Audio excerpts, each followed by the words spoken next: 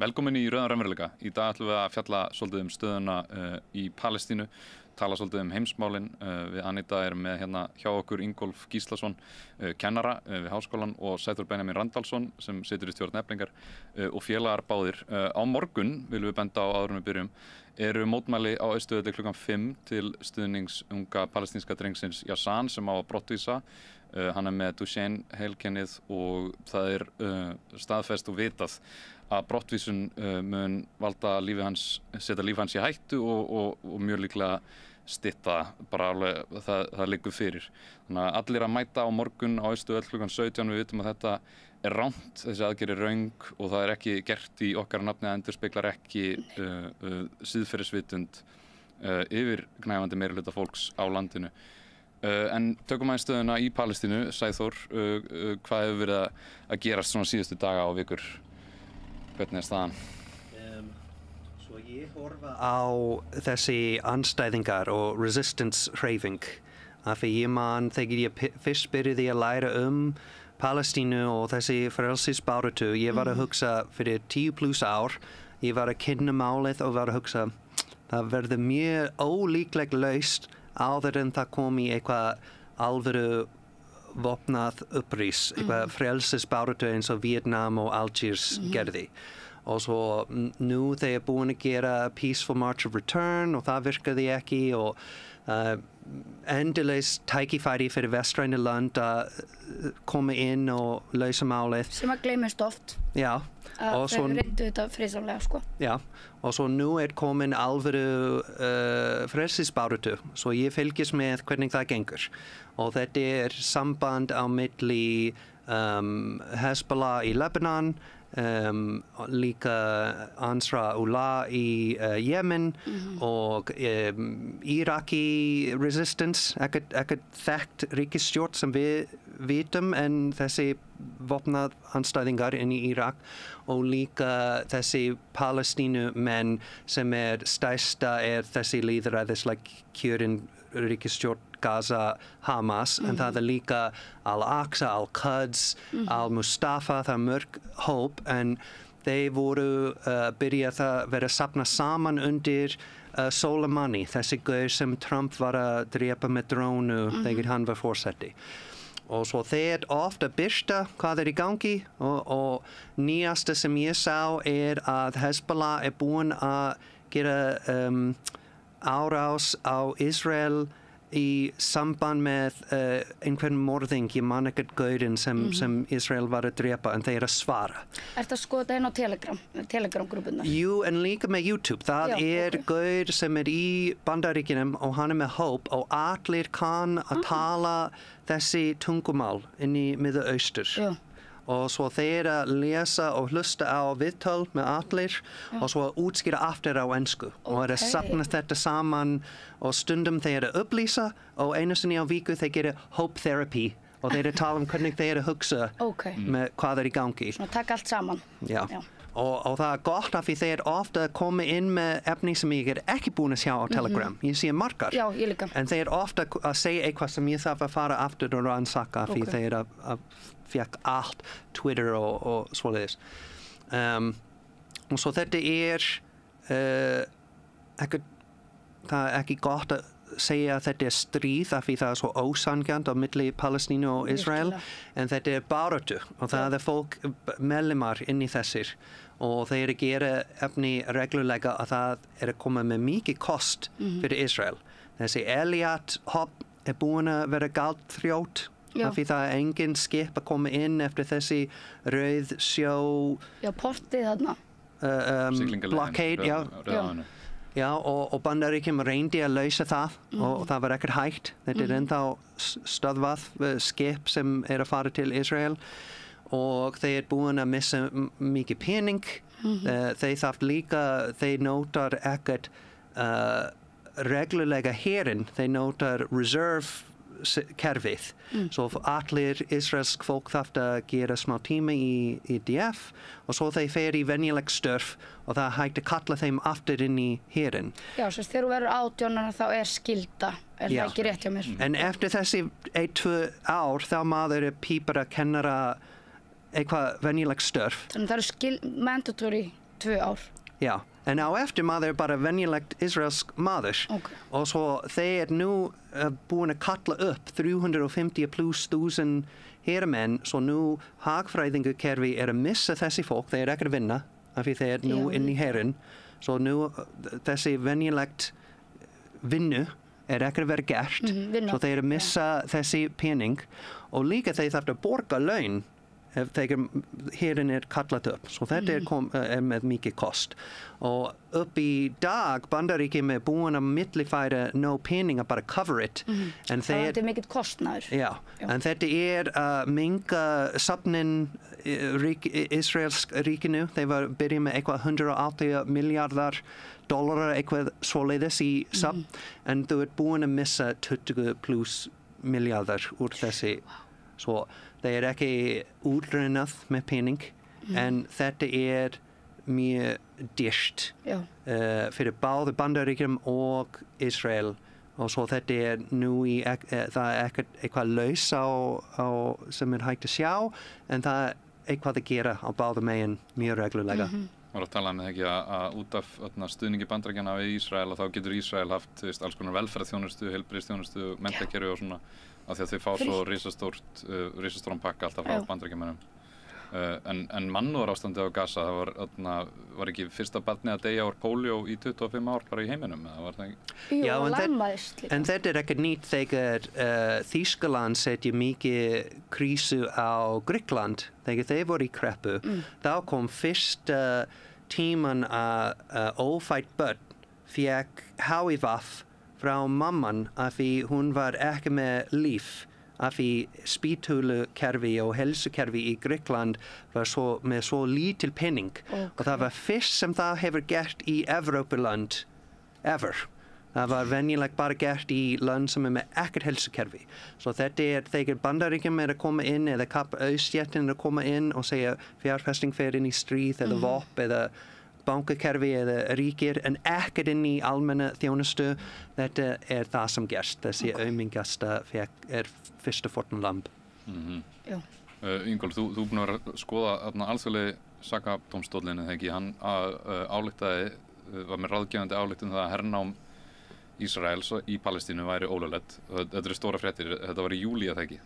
Jú, sko, þetta svolítið flókið, þetta margar stofnanir, þú veist, þetta sem sagt alþjóðadómstóllinn og þetta svo kallaða ráðgefandi álit var birt 19. júlí síðastliðinn og þetta ekki málið þjóðarmorðið, heldur þetta allsherjarþing Sameinuðu þjóðanna bað alþjóðadómstólinn, International Court of Justice, að gefa svona, þú veist, það sem kallað ráðgefandi álit sem eiginlega samt, sko, þú veist, það hefur þá stöðu laga, eða þú veist, það þá, þú veist, það það sem að telst vera rétt samkvæmt alþjóðalögum núna.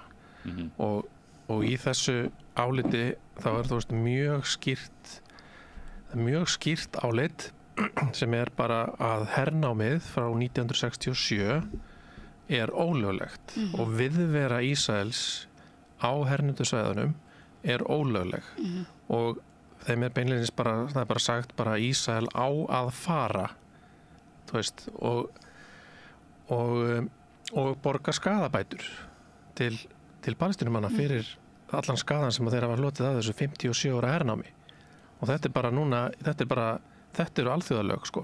Þetta loksins staðfest. Þetta bara algjörlega staðfest, þannig að þú veist, ef þið eru að tala við fólk út í bæ eða lesa einhverja greinar að hlusta útvarpið, einhverju spjallþættir og eitthvað svona, fólk eitthvað að reyna að malda í móinn með þetta, skilur, og eitthvað svona fara út og suður með þetta að Ísrael hafi rétt á þessu og hinu, skilur, þetta lög.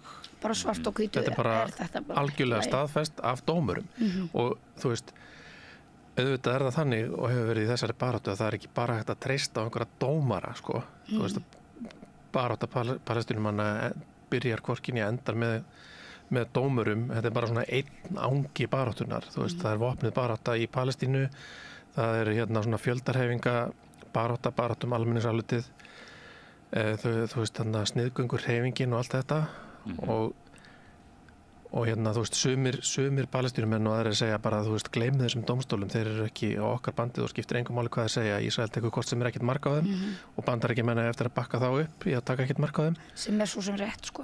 Virðist sem rétt, sko, en það samt mikilvægt, sko, að höggva allstaðar það sem hægt sko, og þetta gerir það verkum að það að minnsta kosti, þú veist, það eru miklu auðveldara, bara fullir því að miklu auðveldara fyrir fólk að segja bara hvernig þetta Já. Þú veist, það ekki hægt að segja hérna, heyrðu, þú ert gyðingahattari greinilega, ég ætlum bara reka þig. Þú veist, þú getur bara að segja, heyrðu, þetta bara allt því á dómstólinn, það bara segir þetta. Þetta í lögum. En það líka sem áhugavert með það fyrsta aðalega sem sótt eftir þessi útkomu voru Suður Afríku lögfræðingur og þeir búin þessi land út af sagan. Þau þekkja apartheid. Búin að kenna dómara og lögfræðingur að vera meistara í þessi deild og svo þess vegna þeir með kynning og þessi compulsion að fara eftir þessi af því þeir voru fórnarlamb áður og ef einhver veit eins og þú sagði hvað að þetta þeim svo þetta þessi hóp sem búin að fara og mér langar líka að nefna þetta við eigum ekki að gleyma valdleiki af því þessi ICJ þegar Bandaríkjunum voru með áhyggjur að Bush og Cheney verði sakað Sýrland þeir var að setja lög sem Írak, þeir var að setja lög sem kallar The Hague Invasion Act og þetta fyrir samþykking fyrir Bandaríkjunum að fara inn í Holland með herinn og lausa Bandaríkjumenn sem verði handtekin inn í ICJ.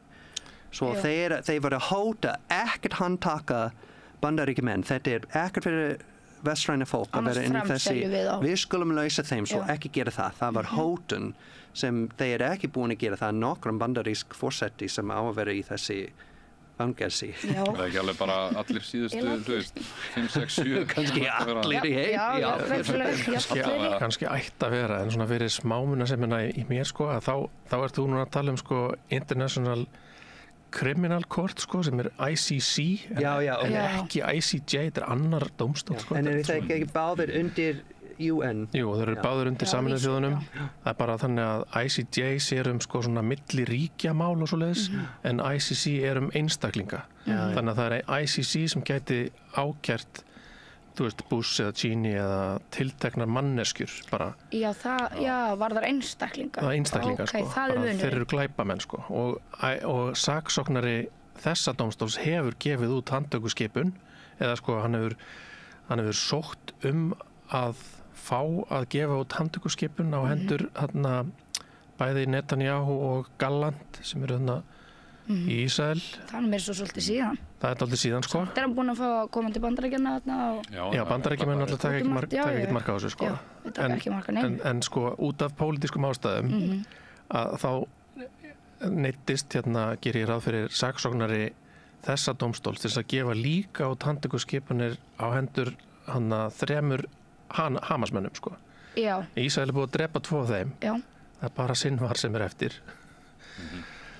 Þannig að núna eru handtökuskipanirnar sko í ferli hjá þessum dómstóli og það þá á hendur þessum 2 Ísraels ráðherrum og þessum eina Hamasmanni, sko. En að það skuli ekki hafa allt farið á hvolf þegar í rauninni Ísrael tekur út samningsviðræðu mann hinum einn á borðinu. Í miðrum viðræðum þeir gefa sig út fyrir að vilja leysa málið og fá gíslinn tilbaka og svo taki út mann sem hafa aldrei haft neitt áhuga á því, sko. Það snýrist aldrei það. En þessi nýja nummer 3 sem þú nefniði, Sinwar, hann var þá kosin að vera framkvæmdastjóri Hamas eftir þeir voru búin að drepa hinni og svo sem Israel drepnir, hann var meiri ekkert millimaður, en hann var ekkert eins róttæk og Sinwar.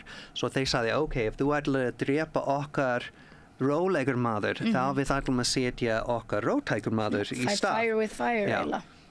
Já, ég meina, það virkar ekki, diplómíasíðan ekki að virka, þú veist, það bara að myrða ykkur. Já, sko, strategían hjá Ísrael og Bandaríkjunum saman hefur verið, sko, í marga áratugi að tefja, sko, að nota það sem sem fyrirslátt að þau sé að reyna að semja og reyna að finna eitthvað svona, bara bíðið aðeins lengur, við erum að vinna þessu. Biden og Kamala Harris og þau sko, þau eru búin að vera að tala um þetta basically síðan í október, að þau séu bara alveg að fara að gera þetta sko, þetta bara alveg að koma, þetta bara svona smástundi viðbót og þetta bara algjörlega meðvitað og við erum eitthvað svona, já, býtu, skildi eitthvað að fara að gera, skilur, en þau eru alveg með það niðurnelt og það ekkert að fara að gera sko, þetta bara til þess að reyna að lengja stríðið sko, til þess að gefa Ísrael meiri tíma til þess að drepa. En jú, það eitthvað að gera, þeir að senda flugvél fullt af vopn daglega, af því og þessi vopna, þeir ekki að framleiða allt vopna sjálfur, þetta oft peningin til Ísrael eins og peningin til Úkraín, það fer bara beint til Raytheon eða Boeing að kaupa vopnar sem þá sendt. Ég meina, það ekkert að gerast í því að reyna að ná vopnahlýði, en vissulega Bandaríkjamenn í rauninni bara gjörsamlega að, sko, ekki bara styðja heldur standa fyrir þessu. Algjörlega, það líka svo ofboðslega kalt henni eins og hjá henni Kamilu að standa hann í púltinu og segja að við séum að vinna í þessu og við erum að semja og við erum komin eins nálægt samningsviðræðum bara, niðurstöðu og bara við höfum verið áður, en á sama tíma hún þetta administration að senda vopn út. Þetta svo mikið kalt hann, en við erum farin að sjá þetta, það það sem svo gott.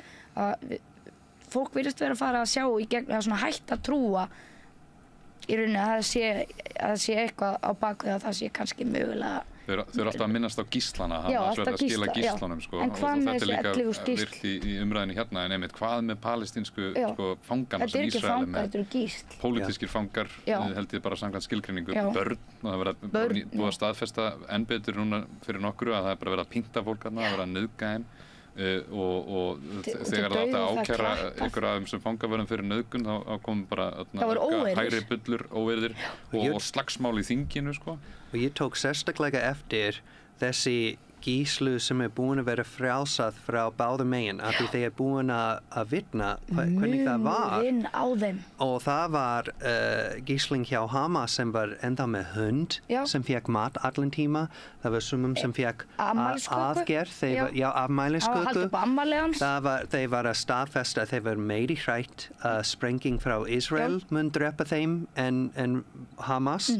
Og það var einn sem sagði þegar það kom árás að þessi hermaður var að setja líkamann hans yfir þeim af því hann held að þeir voru meiri mikilvægt fyrir baráttunni en lífið sjálfur. Á móti hvernig Ísrael það nú myndband af þeim að nauðga einhver og það var teimi af 10 og svo þessi 10 voru handteknir af því þegar heradeildin og líka lakkadeildin og þessi yfirmenn, ég glemdi nafnið, en þeir hatar hvor annan og svo þetta var deildin lakkan rannsaka herinn og svo þeir var að handtaka þessi 10 og þá kom árás og mótmæling inn í herabase að lausa þeim og svo Ísrael þurfti að draga herinn úr Gaza að vernda fangir sem nauðgara voru handtekin frá ísraelsk fólk sem var að mótmæla þeir var handtekin og nú þessi 10 búin að vera lausað af því það var svo mikið mál þeir langar ekki að halda áfram þeir var að spyrja almenna Ísrael þetta í lagi að nöyta nauðgun á Palestínu og 60% búin að segja já. 67%. 67? Og hann kom, þá kom í sjóvarpinu í Lambósetti og fekk að bara raukstiða málsitt. Já, og það var sko klappað fyrir hann. Og hann var eitt af þessi 10. Já, en svo kom hann í öðru myndband þegar sem hann tekur af sér sko, af því það var svona vera gagnrýna hann fyrir að akkur sýnur ekki andlitið þetta og svona stoltur af atferðliðinu. Og þá tekur hans upp sjálfan sig, lesa eitthvað úr Tóra, biblíunni þeirra eða their scripture, hvað maður segir. Trúaritið? Já, ritið þeirra. Og hann tekur af sér, sem sagt. og þetta eins og að horfa í augun á djöflunum. Það engin sál bak við augun og hann svo stoltur af þessu, en þetta sýnir rosalega mikið hvað það baneitrað samfélag, bara allt samfélagið. Þetta ekki bara Netanyahu eða en þetta nauðsynlegt, það mjög góð bók sem heitir Wretched of the Earth, sem var skrifin Lusardo? Ég held Lusardo. Og þetta var frelsisbaráttu Algiers. Og þetta hægt með þessir að gera find and replace og skrifa nasistar eða þrælukerfi eða Viet Cong eða Palestínu, af því þetta minna Algiers sérstaklega og meira þessi samband á milli occupiers og occupied og hvað það gerist í að réttlæta það sem Israel að gera. Eins og þetta necessary evil. Já, þetta nauðsynlegt að hafa heila áróðurskerfi. Það þarf að vera innbyggt í skólakerfi, í bækur, í réttlætiskerfi, í lakkan, í lögfræðingur, í allt fjölmiðlun og svo það breytir fólk hvernig þeir hugsa sjálfan og líka öðrum og svo þessi bók Wretched of the Earth mjög góð útskýring hvernig fólk breytt í þessi samband á milli. Þetta byrjar strax. Eftir Frantz Fanon. Fanon, afsakið. Fyrir fólk sem ekki veit að þá háði Alsír frelsisbaráttu gegn Frakklandi á 7. áratugnum, ef ég man rétt, sem var virkilega blóðugt. Og í þetta, þeir var búin að missa meira en 2 milljón menn. Var búin að drepa frá Frakkland í Algiers, en þeir voru samt að sigra. Svo þetta ekkert hvernig við mælum hver að sigra eða hver að tapa í Palestínu, þessi samtal, hversu margar voru drepin, af því það mjög ójafn, hversu margar ísraelskir menn og hversu margar Palestínumenn. En þetta þýðir ekkert að Israel að sigra, þeir að tapa. Þetta bara langtíma bara svo skokkan ekki marathon, þetta bara svona, en þeir að hlaupa í sko, finnst mér allavega í bara ósigur, sko. Þeir orðið að verða einhver svona paræja í heiminum, það bara, en loksins sjáum við líka sannleikan. Það skelfilegt við skulum þurfa að horfa á þetta í 4K, bara í beinni, en á sama tíma þá sjáum við núna það sem að við sáum ekki áður kannski, hvað til dæmis samfélagina brengla og hvað það byrjar bara í barnæsku. Það í barnæsku þeim bara talin trúum að þau séu æðri og að Palestínumenn hata okkur og það ekki við sem eru vond, það þau sem eru vond. Þess vegna þurfum við að gera þetta. Og þess vegna þetta, þó þessi bara grátlega svona kaldhæðnislegt, þá þetta frekar líkt nasismannum með það að gera. Þetta svona yfirburðarhyggju hugmyndir, þú veist, þar sem að þessi fangavörður einmitt sem nauðgar Palestínufólkinu, hann segir bara, hann megi það, af því að þau eru óæðri, þau eru, þú veist, eitthvað, við erum æðri, kynstofnin æðra fólki og megum gera það sem við viljum. Sem núna staðfest, sko, svo ég komi aftur að þessum dómi, að þar kemur sko fram að Ísrael stundi aðskilnaðarstefnu, bara apartheid. Það bara, þannig það og þetta, þeir sem að þekki vel vita það árið 2018 voru samþykkt sko ný svona grunnlög í Ísrael sko, það sem að kemur bara fram að það eru gyðingar sem að hafa rétt til sjálfsákvörðunar og til þess að vera fullgildir sko, aðrir ekki. Það bara mismunur yfirburðahyggja lögfest í Ísrael. Bara allt önnur lög sem gilda fyrir Ísraela í rauninni heldur en Palestínumenn sko. En eitt sem ég vildi kannski koma að með saman þennan dóm sko, að það stendur líka að öllum öðrum ríkjum, sko, það ekki bara Ísrael á að fara, heldur öllum öðrum ríkjum og alþjóðastofnunum skylt að viðurkenna ekki ástandið sem lögmætt og að gera allt og það bannað að styðja með nokkrum hætti við það og stuðla að viðhaldi þess. Og þá svona, finnst mér, ég ekki lögfræðingur sko, en það að eiga í viðskiptum við Ísrael styður þessa stefnu. Og það byrja að vera lögfræðingur hóp sem að kvarta í innland Bretland, innland Bandaríkjunum, innland Ísland sem að segja, herðu, ef við haldum áfram að vera í samband með Israel þá við verðum sakað líka. Þá erum við að brjóta þessi lög og þau eru, það stundum sagt þau séu ekki bindandi, þú veist, þau eru ekki bindandi því leyti, það engin lögregla sem getur komið og tekið þið fastan, sko, en það bindandi í þeim skilningi ef að ríki heldur því fram að það virði alþjóðalög og virði þennan rétt og virði samninga, mannréttindasáttmála, Genfarsáttmála, allt þetta, þá þetta bara bindandi, þetta bara svona. En þess vegna þessi sem Jemen og Hezbollah að gera í Rauðasjóinn löglegt af því þetta verkefni að styðja Palestínu og stöðva þjóðarmorð. Stríðsglæpi líka. Og það sem mjög áhugavert sú sem var að minna ég glemdi íslensk UN samtök að þessi löglegt voru Kína. Það var Kína sem var að minna allir að þessi löglegt undir almenna lög, þessi að hjálpa Palestínu. Það sem Jemen að gera og Hezbollah og líka Palestínumenn sjálfur að þetta löglegt ef maður undir occupation að taka upp vopnar og berjast fyrir frelsi. Það alveg sérstaklega í mörgum ályktunum allsherjarþings Sameinuðu þjóðanna ítrekað sagt að colonized fólk sem býr undir hernámi og nýlendu, það hefur rétt til vopnaðrar andspyrnu og sérstaklega tekið fram í einhverjum þeirra að Palestínumenn séu þar á meðal, sko, bara þeir eru nefndir og þeir hafa rétt til þess samkvæmt alþjóðalögum, sko. Kannski ekki allir sem vita þetta. Nei, ég skil líka bara ekki, sko, að dæma þau, eins og til dæmis Hamas eða bara frelsishópa sem einhvers konar hryðjuverkamenn þegar hvað myndum við gera ef dæminu væri snúið við? Myndum við ekki, nú erum við ekki með her á Íslandi. Ég ætla nú að leyfa mér að vera svo brött að segja að við myndum gera nákvæmlega það sama. Það væri verið að ræna landinu okkar, verið að myrða okkur í massavís eða fangels okkur og fremja niður allar. En þetta alltaf mjög sveigjanlegt, eins og African National Congress, flokkinn Mandela, þeir voru nefna hryðjuverkamenn.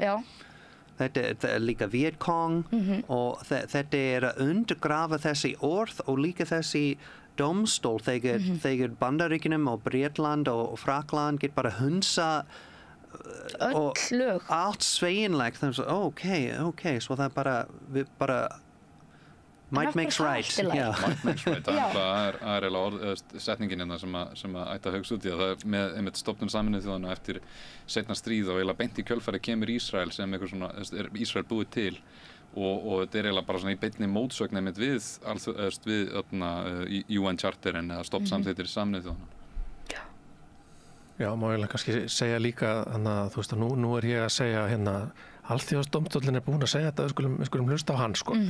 En þú veist, það líka hægt að fara aftar af því að hann miðar sko við 1967, þar sem var sextæðastríð þar sem að Ísrael tók meira land en auðvitað var Ísrael búið að taka land sko 1948 eins og við kannski vitum. Og það þarf, þú veist, það mínum að þetta fara þangað, sko, það næsta skref, skulum við segja. Það allt saman var ólöglegt, sko, það var Palestínmenn voru hræktir af heimilum sínum á flótta og 1948, en það ekkert, þú veist, það ennþá samkvæmt alþjóðalögum líklega, þú veist, löglegt á einhvern hátt, sko. Sem á alls ekki vera. Sem náttúrulega alls ekki vera, sko. Þessi líka pínu áhugavert smáatriði í hagkerfi Ísrael af því þetta pínu eins og ríkisstjórn okkar. Þeir veit að þeir mjög óvinsæll og ef þeir voru að slíta og kalla eftir snemma kosning að þessi flokkar sem í vald núna verður ekkert í vald áfram. So they are pínu staying together for the kids og þetta hvernig Ísraelsk ríkisstjórn að vera líka en þessi fólk, þeir hatar allt hinnir. Ben-Gvir og Smotrich og Netanyahu, það hægt að sjá að þessi ekkert vinnir en þeir veit þetta Britney og Justin og Brad Pitt og Jennifer. The call is coming from inside the house. Betur að vera saman en að slíta en finansminister þeirra búin að nota vald sinn að senda mikið pening til Vesturbanki fyrir settlers af því þeir þarft þessi endurlaus styrk Þeir eru að ráða... Þeir bara styrkast hverfi, þeir ekkert sjálfstæði sjálfur. Og svo basin hans, fólk sem kýs, flokkur sem hann inni þessi hóp, svo hann að senda peningin frá budget yfir í þessi fólk, svo þeir með nóg mikið pening, en þá herinn og allt hinn partur ekki með nóg peningin, svo þeir byrja að vera í krísu innan, og þeir með mannskortur fyrir herinn, af því þeir venjulegt bara fara inn hratt, drepa burt og svo fara aftur út. Þeir ekkert byggt fyrir langtíma stríð, og svo þeir nú að prófa, það var mjög langur tíma að þessi trúarfólk var þarft ekkert að fara inn í herinn. Það meina orthodox? Já, þeir þarft ekkert, en samt þeir var ofta kjósa mjög hægri stríðshaug stefnu. Þeir langar í stríð en ekkert börnin sjálfur að fara inn. En þeir fekk styrk að læra Tóra. Svo þeir bara velferðarbörn sem læri trúamál, kjósa fyrir stríð og landmæri en fer ekkert inn í herinn. Svo þeir var að breyta lög nýlega að nú þeir ekkert úr þessi kerfi. Ég sá þetta, þeir eru ekki exempt. Þeir þarftu að byrja. En fyrsta kjörskrá voru 900 og bara 48 búin að mæta að byrja. Og svo þegar þessi alvöru starfsmenn fer inn í hverfi að segja, herðu, nú við ætlum að setja þessi bréf per hús, það var risastór mótmæling að vegar að stöðva þeim. Svo það endalaus mótmæling af því enginn að vinna saman, þeir byrja bara að borða andlit af nágrannar. Snákurinn farin að borða sjálfan sig, sko.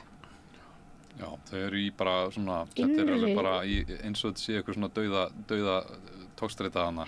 Og einmitt Netanyahu kannski sérstaklega á ríkisstjórnin virðist vera það klikkuð að hún tilbúin að hjóla í stríði Hezbollah, þó að sko IDF sjálft, ísraelski herinn sjálfur segir að þau muni ekki ráða við það. Nei, það kom nýjasta sýning Hezbollah, þeir var búin að sýna nýjasta base sem djúp undir jörð með steypu, þetta bara ekkert hægt að sprengja, það svo langt undir fjallin, og þetta Israel var að tala þetta mjög mikið innan, þessi meistara sem veit hermál, þeir sagði, þetta við vissum ekkert að þeir var komin svona langt, og nú það þýðir að við getum ekkert eðala vopna þeirra, það hægt fyrir þeim að fela undir, og svo þetta það mjög áhugavert hvernig þessi aftur og tilbak og svör og það stundum það umræður, stundum það alvöru árás og ofbeldi og sprenging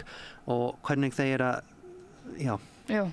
Varðandi svona alþjóða lög og þetta styrkur eða might makes right, þú veist, það bara fantanir fantast eins mikið komast upp með og bara ég sterkuri á þetta má þetta gera það sem sýnist að Sameinuðu þjóðanna voru nú tilraun til þess að reyna einhvern veginn að stöðva styrjaldir, stöðva svona ágeng og árásargjörn ríki og ég held nú reyndar að einmitt þó að Bandaríkin hafi verið með mjög árásargjörn frá stofnun Sameinuðu þjóðanna og fleiri ríki, fleiri vestræn ríki sérstaklega kannski, þó þau séu ekki þau einu, að þá held ég nú samt að til dæmis Franklin Delano Roosevelt Bandaríkjaforseti að þau hafi vel verið að reyna að meina það sem þau voru að gera með Sameinuðu þjóðanna, að reyna að koma á fót stofnunum, lagastofnunum, alþjóða svona lagagjörð sem getur komið í veg fyrir styrjaldir, þjóðamorð og bara stuðla að friðsælli framþróun í heiminum, en þetta hefur nú ekki verið raunin frá þessum stoppsamþyktum að Bandaríkjamenn tala alltaf eins og þeir séu sko varðhundur alþjóðalaga og mannréttinda og lýðræðis og svona, en þetta er auðvitað ekki raunin þegar maður skoðar söguna að þá studdu þeir meiri hluta fasista 20. aldarinnar til þess að halda niðri sósíalisma, til þess að halda áfram að arðræna þessar þjóðir og einmitt varðandi þess að alþjóða dómstóla þeir voru oft bara margir og ennþá mikið til skipaðir af, þú veist, maður sé bara hvítt fólk í að megninni til, sko. Sko þeir eru búnir til af, þú veist, vestrænum löndum ríka fólkinu, eða okkur, til þess að verja okkar hagsmuni. Þess vegna var mikil svona skekkja í öllum þessum lögum varðandi, sko, nýlendur sérstaklega, sko, það var svona, ég er nú ekki sérfræðingur í því, en þú veist, þau miða öll við það einhvern veginn að stríð séu svona, þú veist, það er réttindi fólk sem í svona þessu venjulega stríði eins og Evrópuríkin þekktu sko, en það var ekkert hugsað nýlendundar sko, glæpi gegn nýlendurum eins og í Alsír og svo framvegis, en þú veist, Ísrael notar eins og Bandaríkin oft alltaf rökin öryggi, þú veist, það er alltaf svona við þurfum að tryggja öryggi. Þess vegna þurfum við til dæmis, ef það kemur upp einhver órói í einhverju landi í Suður-Ameríku sko, þá þurfum fyrst að tryggja öryggi og setjum einhvern hershöfðingja þar inn til þess að gera, þú veist, að róa hlutina og hafa öryggi. Og þetta er svona, og veist, þetta var svona, ég var að hlusta á fólk tala eitthvað þetta, einhverju podcasti, og þetta er svona, mér finnst það svona mjög sannfærandi að þú veist, þessi öryggisorðræða, hún trompar eiginlega alltaf allt annað.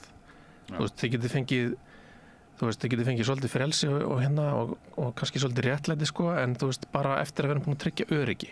Þannig að þú veist, Palestínumenn geta fengið, þú veist, þeir geta fengið sitt ríki ef við getum bara tryggt öryggi, og við tryggjum ekki öryggi nema, þú veist, að útrýma þeim, basically, sko. Útrýma þessu hinnu, eitthvað kemur aftur næst. Já, það kemur alltaf eitthvað annað. Og þetta er líka sérstaklega valin fyrir Bandaríkjumenn, af því þetta er svo mikið öryggi í Bandaríkjum. Þeir með þessi castle doctrine, sem það lögulegt að bara drepa fólk ef þeir kom inn í húsið þitt. Þessi fylgi sem með castle doctrine lög, þýðir ef einhver kom inn í húsið þitt, þú réttlætt að drepa þeim með byssur og þú verður ekkert sakað, af því þú þarft að vera öruggt í eigin hús. Og þeir oft þessi áróður og formúla frá ríkinu að byggja upp eitthvað paranoju með öðrum, svartir eða arabískur eða útlendingur, og svo blekkja að löggan eða meiri lög verður notað. Og fullkomin dæmi var þessi 7. janúar innrás, January 6th. Af því þessi leynilöggan, þeir veit allt. Þeir njósna allt símakerfi, þeir var að njósna á Angela Merkel á milli dansk símakerfi, og þeir veit 100% að það var á leið, en það var mjög gott fyrir þeim að bara opna hörðina og leyfa fólk inn, og beint eftir allt þessi demokrater, AOC, alþingisfólk, þeir kýs að bæta 2 milliardar á ári fyrir DSE-löggan. Defense bara. Nei, bara löggakerfi DSE, sem litla bæjar höfuðborgarsvæði á milli Maryland og Virginia. Þeir með meiri pening fyrir löggan en okkar hagkerfi. New York Police Department með 6 milliardar dollara á ári, þeir með þrill og stríðrekki, og þeir með systirsamband New York Police Department í Tel Aviv. Af því þeir að læra hvernig að gera öryggi frá Ísrael, svo þetta ekkert þú rétt að tala öryggi, en það virkar öðruvísi á Bandaríkjumenn, af því þeir búin að vera primed að hugsa öryggi, af því þetta hvernig formúla virkar inn í Bandaríkjunum, að hræða fólk og svo, við skulum vernda. Já, þetta eins og ástæða til að séðu, þú þarft að vera með byssu, við þurfum allt þetta, við þurfum allt þetta force. Sama orðræða hér líka, sko, vopnavæðar lögregluna, láta það hafa rafbyssur, og guð, hvað við þurfum að vera hrætt við útlendinga, sko. Þeir eru svo miklu glæpamenn. Morgunblaðið að birta alltaf svona frétt um það hvað útlendingar og innflytjendur og hælisleitendur séu hættulegt fólk. En Íslendingar eru svo ógna okkar öryggi, sko. Við fremjum aldrei glæpi, sko. Og ekki ofbeldi glæpi, sko. Og það má aldrei neitt fyrir að við erum búin að tryggja allt, þú veist, Bjarni Ben búin að tala þú veist, það að tryggja landamærin, það skipulög glæpastarfsemi sem tengist innflytjendum, þetta er allt á þessum nótum, sko. En takið eftir því, þetta er allt til þess að gera fólk hrætt sem svona kannski þokkalega á jaðrinum svona að vera kannski, það er svona meira meðtækilegra fyrir svona áróðri. En það sem áhugavert þessi sem lengst inn í kapitalismi, Bretland og Bandaríkjunum, þeir með mest þróskast glæpukerfi. Já. Þessi mafíu sterkasta og með mest ofbeldi.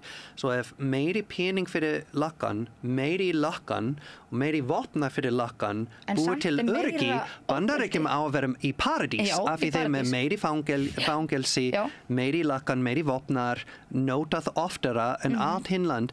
En þeir ekki til lakkan og ofbeldi og fangelsi að stöðva þessi grunnofbeldi. Þeir alltaf stýra það fyrir stjórnvöld og þetta var stundum kallað lumpenproletariat inn í marxismi og þetta nauðsynlegt af því það hægt að nota þessi fólk og hræða og svo kom eins og inn í 1990 þegar Bill Clinton og Hillary og Joe Biden var að setja lög 3 strikes reglur. Það var mikið glæpu í þenn tíma en það var ekki hægt að stöðva. Þetta var leynilakkan og FBI og CIA og bandarísk ríkisstjórn sem var að setja það í gang og svo nú þeir með ástæðin að tala öryggi og bæta völd og vopnar og fangelsi fyrir lakkan. En það stöðvar aldrei þessi glæpu. Þetta til að hræða fólk og svo meiri völd og svo þeir sjálfur að kenna þessi glæpur. Líka bara ef allt þetta myndi virka, af hverju óskopunum þá hvergi annars staðar svona mikið af til dæmis skotárásum.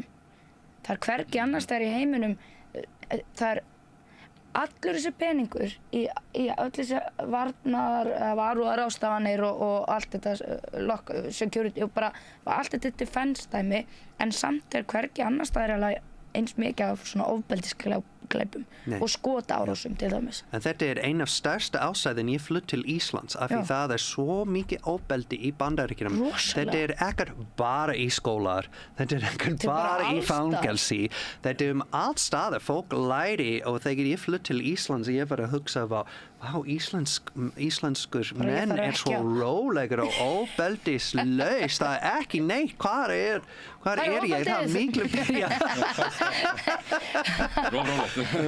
Ég var í nokkrum ár, ég var að æfa hjá Mjölni, þessi MMA-ræktinni. Og þessi menn var með svo mikið vöðvar og tattoo og kann að sparka og boxa og þeir var með svo mikið, það var hægt að setja út ofbeldi en sekundar bjallan var að dingla, það var eins og já, og svo bara koma á baka muffins. Já, fyrir aftur og það var pínu ruglandi fyrir mig af því þetta var svo mikið sveitalikt og testosterón. Já, allt samt var svo rólegur. Já, fyndi, já, ég valdi, já, maður kannski svo erfitt fyrir okkur að skilja að við erum svo vön þessu, en interesting að heyra frá einhverjum sem frá Bandaríkjunum eða svona land, já, einmitt, sem svona óbúðslega mikið glæpum og maður þarf alltaf örugglega að vera bara að heyra þitt svona sjónarhorn. Og lögreglan okkar bara mjög krútleg með þeir í Bandaríkjunum, þrátt fyrir einmitt eins og var að koma upp í Skuggasundi með piparúðar og svona sem ekkert búið að svara fyrir, sko. Sem okkur fannst alveg bara. Og þessi þróun náttúrulega mjög varhugaverð, sérstaklega ef það verið að sko setja ranga menn í efri stöður inn í lögreglunni, þú veist, og þá getur þetta þróast á mjög varhugaverðan veg, en lögreglan í Bandaríkjunum, í mörgum þessum hverfum, þau eru bara eins og occupying, þau eru bara eins og herseturlið sem þarna til að halda þeim í skefjum. Og svo græða þeir alveg 20 milljarða af föngunum og það var nú Kamala Harris sem tók að virka þátt í því að halda fólki inn í fangelsunum svo fyrirtækin geti grætt á vinnuafli þeirra og þar á móti þá þarf ekki að borga fyrir einhverja velferðarþjónustu fyrir þetta fólk. Fangelsi náttúrulega bara business í Bandaríkjunum. En það var eitt sem ég vildi koma inn á áðan, þau voru að tala eins og varst að segja með 7. janúar að auðvitað vissu þetta væri að fara að gerast. Ég hugsaði að segja sama, hvernig til dæmis með 7. október. Ísrael með eitt háþróaðasta security kerfi heims. Ertu að segja mér þegar við ekki vitað að það væri að vera árásgerð? Auðvitað vissu þetta. Já, en það sem mér finnst mjög áhugavert af því það búin að komast upp að þeir veit það eða fólk bara fórna það.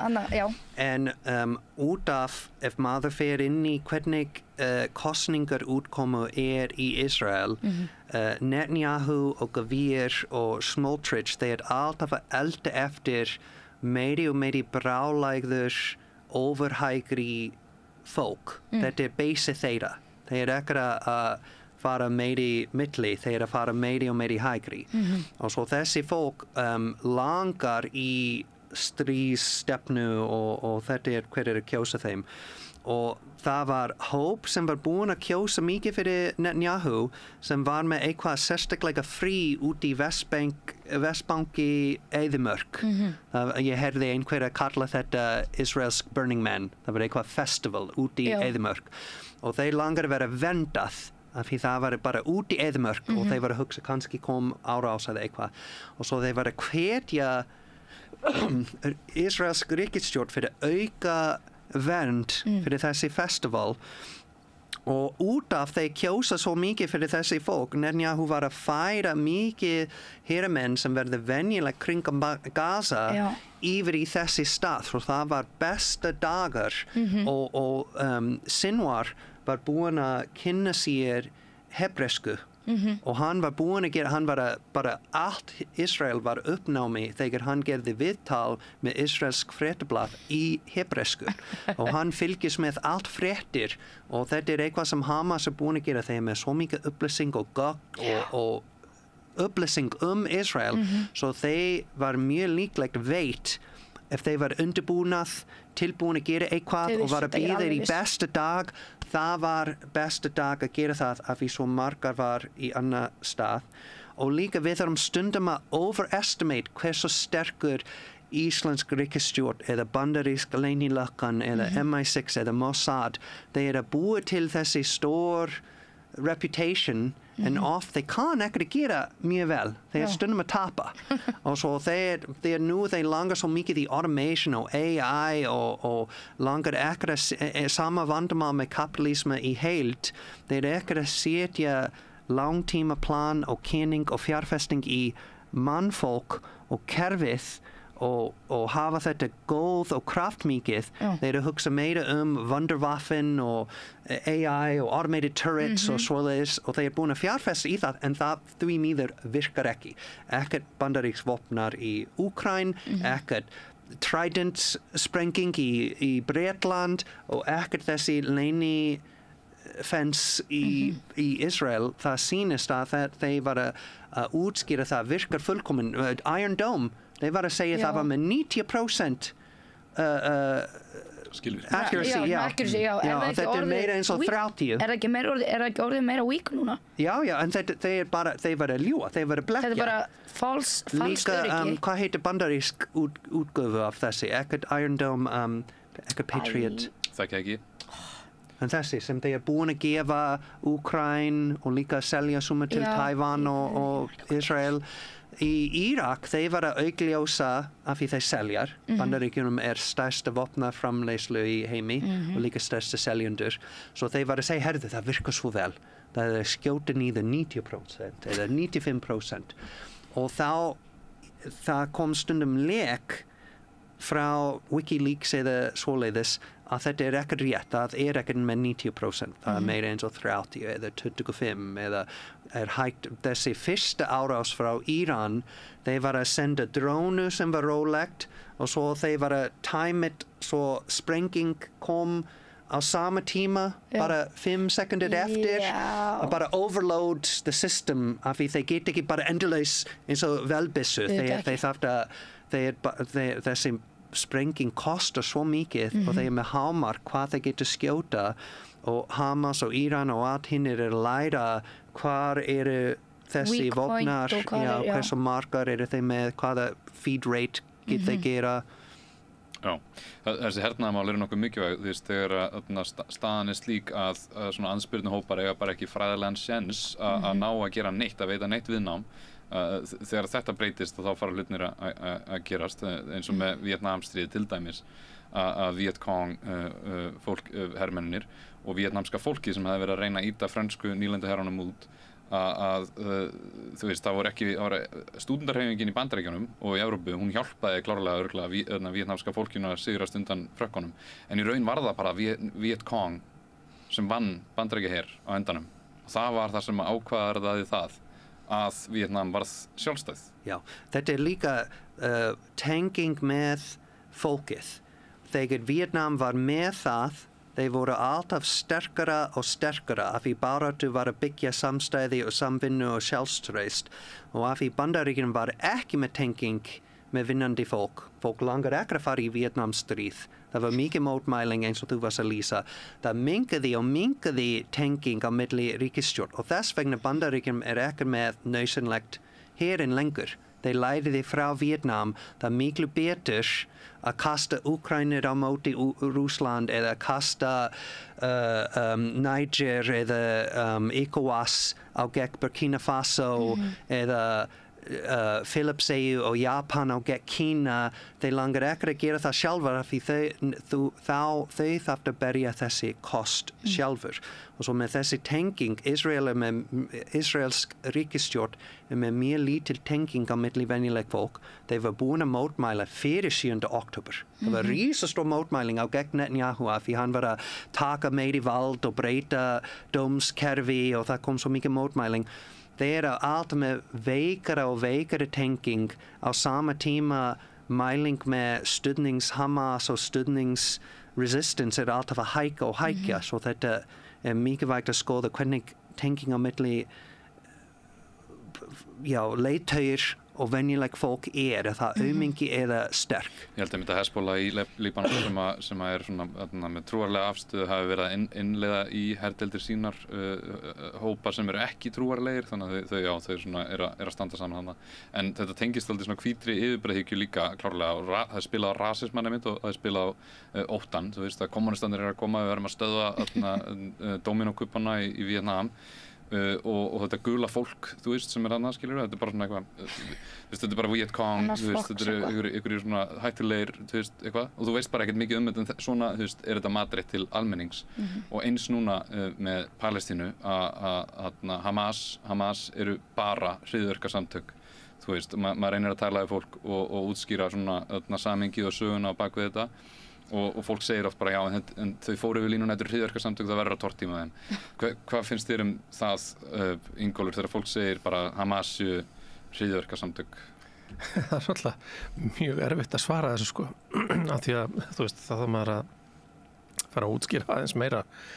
Ég meina, en þú veist kannski vita allir sem er að hlusta þetta, ég veit ekki, ég meina Hamas er náttúrulega bæði stjórnmálaafl bara og svo er þau með þú veist, eins konar hernaðar arm, sko. Eitthvað svona, já. Og svo náttúrulega líka hægt að segja að þetta er náttúrulega ekki bara Hamas eins og það hefur komið inn á hérna og það er meðal annars eru sko kommunistar hérna, sko, PFLP sem að hérna Bísan sem að margir þekkja er meðlimur í og ég meina við erum kannski búin að fara yfir þetta, þú veist, Hamas þú veist, þeir eru búnir að reyna friðsamlega mótmæli, þeir voru drepnir þeir eru og þú veist, jú, ég meina samhengið er hérna þessi normalisering sem að þú veist, felst í samningum Ísraels og annarra arabalanda, þar sem er hugmyndin bara svona staðfest að þetta sé bara svona, þú veist, hvað þetta kallað Abrahams akkord eða eitthvað svona og ég held að þú veist, bara eftir því sem að ég hef hlustað á þessa talsmenn Hamas, sko, að þá skilst manni bara, þeir sáu bara við getum valið, sko, við getum annarkvort látið, sko, kirkja okkur hægt og rólega þú veist, yfir einhver ár, murka úr okkur lífið eða við getum bara farið all-in núna og reynda að gera eitthvað og eins og, þú veist, svo er þetta svona svolítið trikki að tala þetta, sko, að því að, þú veist, auðvitað vissi Hamas að það yrði svarað mjög harkalega á bara á þeim skala sem við sjáum, sko, jafnvel, og þeir vissu það og hérna, en þú veist, þeir eru, eins og ég segi, sko, basically að segja að það er alveg eins gott að fórna fólki núna fyrir möguleika á að hrista eitthvað upp í málunum, sko, og bara láta þurrka okkur út einhvern veginn smá saman, sko. En, þú veist, ég veit það ekki, en hérna ef ég má hérna saman við öryggið, sko, þetta er svona nefna það, sko, að það er alltaf verið að hugsa þetta öryggi í skilningnum, sko, það er einhver að koma út á götu og fara hérna að skjóta eða stinga þig eða eitthvað svoleiðis, sko, en ekkert svona öryggi í víðara skilningi eins og bara hvaða öryggi er það að þú veist ekki hvort þú átt fyrir hérna leigunni næsta mánuðin eða afborgun á húsinu, skilur, það öryggi og þú veist ekki hvort þú hérna kemst í læknis og þú veist hvað það þarf að bíða marga klukkutíma á neðamóttökunni og hvort þú færði yfir höfuð afgreiðsluðar eða hvort þú þarf að sko bíða í marga mánuði eða ár til þess að fá hérna þú veist viðtal við lækni einhvers staðar, þú ert ekki bara á neðarmóttökunni sjálfri sko og nú er ég bara að tala svona nokkra hluti sem að valda okkur mjög miklu óöryggi nema kannski þú veist í ríkasta hópnum, þú veist, það fólk hefur þetta ekki áhyggjur af þessu. Það er bara ekki áhyggjur af miklu, sko. Já, þú veist, það getur samt verið hrætt að koma einhver Hamasmaður eða skilur eða eitthvað. Einhver brúnn og hérna fara eitthvað að baka það, sko. En þú veist, þannig að það sem ég verið að hugsa, sko, af hverju á hægrið eitthvað neginn svona öryggishugtakið, sko. Já. Á meðan, þú veist, það er þú veist, alls konar óöryggi, mjög alvarlegt óöryggi hjá mjög mörgum sko sem er ekki leyst með því að hérna vopnavæða lögregluna eða loka landamærunum eða þú veist eitthvað svoleiðis kjaftaði sko. Bara eins og við sjáum í Bandaríkjunum einmitt að það er búið að lögregludeildirnar eru margar hverjar sko en sko stærstu flestir herir í heiminum en það er nú ekki mikið öryggi þar en hverjar eru einmitt svona af hverju verða til glæpir þú veist af hverju eru mikli glæpir í innri borgum Bandaríkjanna til dæmis þú veist ég skal svara það en að svara Hamas sem hryðjuverk það er oftast bandaríkjumenn sem tala við mig Hamas af því tengslingat mitt er mikið bandaríkjumenn og svo ég svara með annar spurning ég segir hvernig heldur þú að George Washington og sjálfstæðisbaráttu var útskýrt í Bretland og fjölmiðlan þeirra í 1800-öld Það er bara Hamas Hamas Brilliant og stundum þeir segja that's different og ég segja is it really en með hvað búið til glæpu ég var að hlusta í dag ein af uppáhalds bandaríkjumenn Michael Parenti af því hann útskýra svo mikið svo vel en hann var að útskýra hann talaði við konu sem mun eftir 1960 tíma og hún var að segja það var svo spennandi tími af því í spænsku og asísku svarta umhverfi það var fólk sem var að mæta og læra stjórnmál og lýðræði og var að byrja að skipuleggja og langar að breyta þjóðfélag að vera betur og svo fer inn í FBI og leynilöggan og Joe McCarthy og allt þessi leiðtogir voru drepin, sitja í fangelsi, já, þessi tveir. Og svo þá kom mikið sársaukur eða niðurdrepandi af því fólk það verður eins og ef það kom inn í leynilöggan og var að skjóta allt þessi vinstri leiðtogir sem við þekkjum núna, það verður mjög dapurlegt. Þetta er svo sparki mann liggjandi, sko. Og svo á sama tíma þeir var að flóðna markaður með eitur, með cocaine og heroin og allt þessi opioids sem Bandaríkjunum og heimsvaldastefnu var alltaf tengt við opioids og þeir var að báðir að selja svo fólk var að drepa sér og verður bara endurleis hæ og líka þeir fekk peningin að styrkja hryðjuverk í Suður-Ameríku og öðrum lands og það var winning both ways fyrir versta fólk í heimi en þetta var þess vegna það kom svo mikið glæpu það var líka til dæmis tveir stærsta mexikansk mafíu byrjaði í Kaliforníu fangelsiskerfi af því þeir var oft þessi fangelsi starfsfólk var að nota hvít á gegn svartir fyrir völd þeir var alltaf pitting the sides against each other og þess vegna þeir að breyta í þessi hóp white supremacist og black power inn í fangelsi og svo þeir var að kasta ungt spænsk táningur inn í þessi vildvestur staður og það kom svo mikið ofbeldi að þeir þarf líka að hafa eigin spænsk glæpahóp inn í fangelsi fyrir sjálfsvernd og þetta var byrjunasögu Le Jefe og annað sem núna með nokkra milljarðar í pening og risastór tengsnet og að selja vopnar og gera ofbeldi út Mexiko og Suðurfylki í Bandaríkjunum en það byrjaði af því Bandaríkjunum svo ofta nota þessi divide and conquer og setja tveir hóp sem kann kannski að læra hvernig að vinna saman eins og í New Orleans það kom írsk fólk mjög margar og í Írland var ekki mjög mikið rasisme kennt í þenn tíma og írsk fólk var lítandi undir Jim Crow. Þeir voru ekki hvítir, þeir voru lítandi. Svo þeir var að dvala í sama hverfi og svartir, frelsast svartir. Og út af þeir voru báðir lítandi og voru báðir láglauna fólk og ekkert innflytjendur svartir en írsk voru.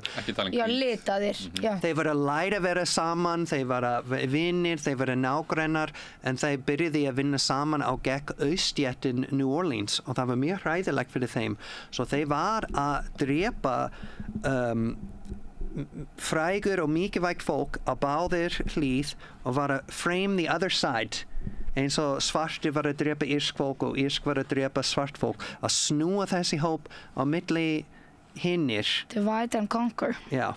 Og þetta kannski eins og með Fred Hampton og Martin Luther King að þeir báðir voru mjög góðir í því að sameina einmitt verkafólk úr hvít verkafólk og svart verkafólk.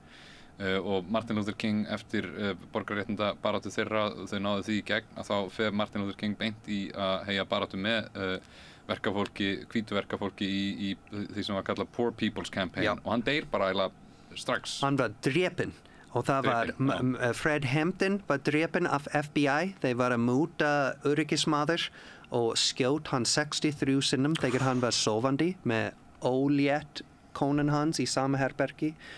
Þeir var að hóta Martin Luther King. Það er bréf sem hægt að finna á net sem segir frá FBI til Martin Luther King ef þú hættir ekki við ætlum að skemma skoðun þín, við ætlum að útskýra því sem womanizer og drepa allt vinnu sem þú búin að gera en ef þú drepa sjálfan sig þá við skulum ekki gera það. Og það líka hljóð upptöku þegar FBI var að heimsækja Malcolm X sem var annað mikilvægt maður og það hægt að bara leita á YouTube Malcolm X FBI og það kom strax, það hægt að hlusta og hann var heimalaus í þessi tíma, Malcolm X var að sofa á sófan vinnu sinn og FBI var að bjóða hann. Ég glemdi ef það var $1 million eða 3 en það var minnst kosti $1 million og í þessi upptöku þeir var að segja þú þarf ekki að hætta bara róa sér, ekki vera eins rótæk og þú má fá $1 million og hann sagði strax ég get ekki svíka bróðurinn minn og þessi hreyfing en takk samt, en nei takk. Takk en nei takk. Svo þetta ekki, stundum við hugsa þetta eins og lýðræði, fólk að hugsa Hamas og fólk að hugsa Zionisme eða fólk að hugsa þetta og líka þetta. En allan tíma það oft leynilöggan og þessi ofbeldi á undan frá mjög sociopatar fólk sem að breyta. Sem í raun og veru eru the real terrorists sko, að mínum að það stærstu hryðjuverkasamtök heims Bandaríkin sko. Já, samanlega. Og stæðsti fjármagnandi hryðjuverka í heimi bara by far sko. Og hefur skapað mest af öfgahópum og svona extremist. Óstöðuleika, fátækt, kúgun, viðhaldandi, arðran, en þetta einmitt öryggi fyrir vestrænu hluthafanna heima í Bandaríkjunum. Já, af því þessi formúla sem þeir búin að nota báður Bretland og Bandaríkjum, líka Frakkland, allt þessi heimsvaldastefnu land, þeir þarft millistjætt sem haldið því öryggi. Þeir með nóg pening að hunsa allt þessi pilsur uppskrift, the sausage making. Þeir langar ekki að vita og líka hægt að leika eins og maður fáfiti hvað í gangi af því það nóg mikið brans nóg mikið luxus frí og þetta kerfi sem mörg vestræna lönd búin að fylgjast með að halda millistétt í öryggi og þá hægt að hafa þessi þrælukerfi eða heimsvaldastefnu eða hryðjuverk sem styrkja þessi kerfið. Þegar borgarastéttin í Bandaríkjunum til dæmis fær ofurhagnað úr því að geta fengið gull sem á að kosta, ég þekki ekki verða gulli alveg en á að kosta $200 kílóið en þau eru að fá það kannski á $1 eða með úraníum eða eitthvað svoleiðis þess maður sér að þarna verður til ofurhagnaður og þá geta kapitalistinni grætt gríðarlega og tekið smá hagnaðinum og svona velt því út til verkastéttarinnar til að halda hlutum stöðugum og þetta mitt langaði svolítið að koma inn á þetta áður en við förum að svona varandi fasisma og einmitt leynilögregluna, það er oft talað Putin og Rússland að hann sé með leikstjóra með sér sem að hjálpa honum að halda allir í skefjum sko, að þeir spila á báðar hliðar og svo framvegis og það er eflaust mikið til í því. En ég held að enginn sé betri í því en einmitt FBI og CIA eins og með í kringum January 6th þarna með Trump-hreyfingunni og þar voru fullt útsendurum FBI með í skipulagningu og framkvæmd og þeir var rænt þarna að gera tilraun til þess að ræna ríkisstjóra í hvað var það, Minnesota held ég að hafi verið að það voru einhverjir 6-8 menn sem framkvæmdu það megnið af þeim voru FBI útsendarar og þú veist hvað í gangi þarna sko en svo líka varandi þessa einmitt glæpahópa í Suður-Ameríku að þetta lítið þekkt saga að Bandaríkjamenn eru búin að vera að styðja við þá í mjög langan tíma og hvernig þetta tengist fasisma að fasistanir risu oft upp með því að beita svona extra military, paramilitary fylkingum til þess að kremja niður verkafólk, kremja niður frelsishreyfinguna og eins og Michael Parenti sem frábær sagfræðingur og stjórnmálafræðingur hann segir að Ronald Reagan var ekki fasisti beint sko, ekki heima fyrir endilega þó, jú, að vissu leyti sko, má fara til það en í Suður-Ameríku þá var hann bullandi fasisti og Bandaríkin eru bullandi fasísk sko gagnvart meirihluta heimsins gagnvart fátækari þjóðana sem þau eru að arðræna. En ég hlusta nýlega á mjög áhugavert hagfræðing frá Ítalíu eins og Suður-Afríku meistara apartheid, Ítalíu meistara fascismi og hún var að segja það í fræðslu en hún var að útskýra að fascismi stundum við lærðum í Vestrænaland að það meira tengt við minnihlutin ef ríkisstjórn að baula á minnihlutin og eða vera ósanngjarn með minnihlutin en þetta miklu meira tengt með aga á verkalýsins.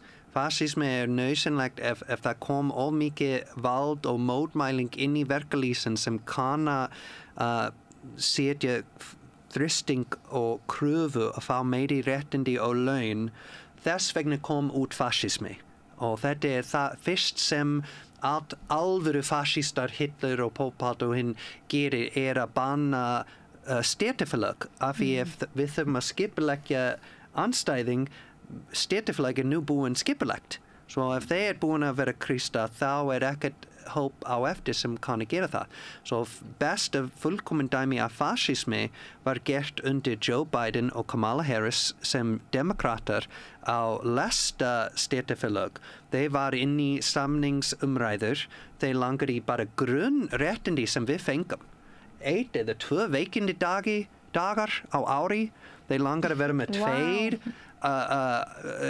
menn í vélinn á sama tíma svo ef 1 að sofa það annað að taka til móts og líka mikið list af hvert hversu óöruggt lestin og við erum búin að lesa svo marga lestaslys í Bandaríkjunum svo þeir var ekkert gagnslaust kröfu og á hinn partur af samningsborð voru ríkastu menn í heimi eins og Warren Buffett ein af stærsta eigendur lestakerfi og þeir var að reyna að koma í gegn með samningsborð og það kom að þessi eigendur langar ekki að borga og svo þessi lestakerfi var tilbúin að mótmæla en að stoppa, fara í verkfall en bandarísk hagkerfi þarf lestakerfi að vera í gang. Þetta hvernig þeir að reynsa vatn með klór fært á milli í bæir þeir með just in time sem allt mat hjá matabúð kom á milli lestakerfi og svo ef þeir fer inn í verkfall allt Bandaríkjunum stopp eftir 3 dögum og þá þeir fekk alvöru samningsútkomu af því þeir með svo mikið vald svo inn kom Joe Biden og demokrater með enginn sem var á gekk allt þessi fraud squad og hinn sem fólk með mikið von var að taka þátt í því og þeir var að setja nýja samning á þessi lestakerfi sem var ekki að mæta þessi kröfu þeir fekk ekki þessi veikindi daga fekk ekki 2 menn í vélinn ekki nýja öryggisreglur en þetta var löglegt þeir var að setja allt hinn af dagskrá af því það var svo mikilvægt og allt demokrater og líka margar republikani var að kjósa og var að binda þessi lesta stéttafélag að taka þessi samning og þetta bara beint fascisma, ríkisstjórn vald notað á gegn verkalýðsins og það kom undir þessi demokratar og vinstri flokkur Bandaríkjunum. Og þegar lýðræði verður ekki til nema með einhverju skipulegri baráttu almennings gegn, yfirstéttunum, þannig hefur bara siðmenning þróast að það þessar yfirstéttir það verður einhvern veginn að vera hægt að beita sér sameiginlega. En einmitt eitt með varðandi þessi lestarslys eins og ég held að það hefur verið fyrra í Ohio og þá var það risavaxið slys sem að við erum bara þau eru ennþá að lifa með afleiðingarnar af fullt af eiturefnum sem fór út allt og hryllilegt slys, fullt af fólki mun líða fyrir það. En þetta var tekið saman að það stóð til að uppfæra bremsubúnað alls lestakerfis Bandaríkjanna og þetta átti að vera bara reglugerð sem krafði fyrirtækin til þess að fjárfesta í þessu, gera þetta. En það var nú hætt við á síðustu stundu út af þrýstingi frá þessum lestafyrirtækjum og yfir næstu 10-15 ár og þá voru þau að kaupa sín eigin hlutabréf með fjármagninu sem þau áttu, borga út risastórar arðgreiðslur sem byggja á sandi og risavaxna bónusa til CEO-na í staðinn fyrir og þessar arðgreiðslur voru bara að uppfæra allan bremsubúnaðinn sem alveg örugglega komið í veg fyrir þetta stórslys í Ohio var bara 1/10 af því sem þau eru búin að vera að greiða sér út. Þetta bara svona kapitalismin og nýfrjálshyggjan kannski sérstaklega. Og það mikilvægt að nefna að lestukerfi í Bandaríkjunum var ekkert byggt af styrk og peningin ríkisstjórn. Eins og til dæmis núna Kína að byggja upp mikið hraðlestakerfi og þeir að borga fyrir það. Þeir að borga fyrir steypu og járnið og búið til þetta frá peningin ríkisstjórn. Þegar lestakerfi í Bandaríkjunum var byggt, þeir verið nota mikið þrælur að byggja þessi kerfi. Svo þeir kann ekkert að halda upp þessi almenna kerfi nema þegar þeir var að stela, svindla eða setja þrælur að búa til það. Þeir ekki með menntun Bandaríkjunum og þess vegna Ísrael og hvernig þeir að skapa þjóðfélagi þitt að endurspegla. Lakkan í Ísrael mjög líkur bandarísk lakkan og þjóðfélag mjög líkur Bandaríkjunum af því þeir tvíburar og samnings... Þeir eins og mirrori hvort annað svolítið. Bandaríkjun og Ísrael, þetta svolítið svona... Og þetta bara verið stutt, þetta annar peningakrísu fyrir Ísrael af því allt bygginguvinnu, iðnamenn, eins og hér við notum svo margar Pólverjur að bygging, það ekkert mjög margar Íslendingar sem að breyta járnið og hella steypur. Í Ísrael þetta næstum allt Palestínufólk og frá Vesturbankar borga minna réttindi en núna af því þeir hrætt öryggi þeir voru að slíta dagsvinnuleyfi frá þessi Vestbanka Palestínufólk svo nú þeir kann ekki að koma inn og byggja en það þýðir að Ísraelsk byggingukerfi bara stopp af því það engin iðnamenn. Ísraelsk fólk ekki tilbúin að byggja sjálfur svo þeir búin að prófa að versla og bjóða indversk fólk frá Indland eða Bangladesh og þessi ríkisstjórn að prófa að gera samband að senda nokkrum 100,000 iðnamenn frá Indland eða Bangladesh en það ekki búin að koma í ljós en þeir ekki tilbúin að borga bara sanngjarnt laun fyrir innfædd Ísraelsk menn að byggja byggingukerfi en samt ekki til að lifa Palestínufólk að gera það út af öryggitilfinning og svo þeir í kreppu í byggingukerfi líka. Það þarf að tryggja öryggi hluthafanna, þannig þetta kapitalismi. Ingólfur Gíslason, Sæþór Benjamin Randalsson við Anita, þökkum ykkur kærlega fyrir og hlustendur líka fyrir mjög áhugavert spjall. Gangan á morgun klukkan 5 á Austurvelli, allir að mæta sem mögulega geta. Takk kærlega fyrir. Takk. Æði. Var eitthvað sem mér fannst þú, var eitthvað sem mér langaði að segja? Var eitthvað sem þú fannst ekki?